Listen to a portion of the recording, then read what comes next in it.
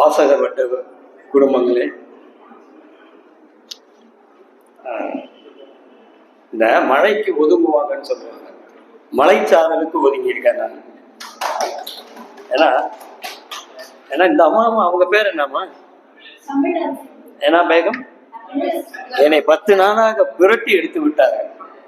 இவர்களுக்கு அரங்கம் கொடுப்பதற்குள் நான் பட்ட பாடு இருக்கிறது. அந்த கடினமான உழைப்பிற்கு அருமையான வெற்றியாக இருக்கு.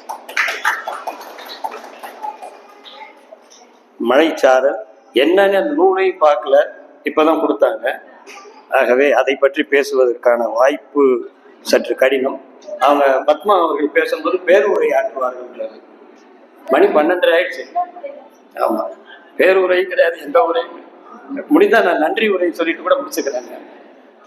ஒரு முதல்ல உங்களுக்கெல்லாம் மன்னிப்பு கேட்க வேண்டும். காலையில் திருமணம், ஒரு நூல் வெளியீட்டு விழா, ஒரு புதுமனை பூ விழா என்ற அண்ணனோடு சேர்ந்து விழாக்கள் இங்கே வந்து எப்படியாவது அந்த அம்மையாருக்காக அவருடைய நேற்று இரவு கூட என்னோட தொலைபேசியில் தொடர்பு கொண்டு, இதற்கெல்லாம் காரணம் இந்த துப்பாக்கி, இந்த துப்பாக்கி தொழிற்சாலையில் வந்திருக்கிறார் சம்பத்தையா அவர்கள் தான்.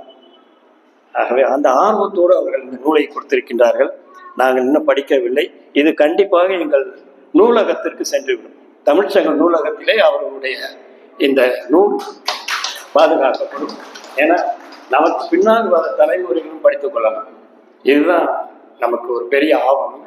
அப்பேற்பட்ட ஒரு அன்பு உள்ளம் அவர்களை தமிழ்ச்சங்கத்தின் சார்பிலே வாழ்த்துகிறோம். நிறைய ஏன்னா இப்போ வாசிப்பது குறைந்து கொண்டே வருகிறது. எல்லாருக்கும் இந்த செல்போன் வந்துருச்சு. இந்த செல்போன் வந்ததுக்கப்புறம் யாரும் வாசிப்பதே குறைவாக இருக்கின்றது. நல்ல நூல்கள் வருவதும் கொஞ்சம் கடினமாக இருக்கின்றது.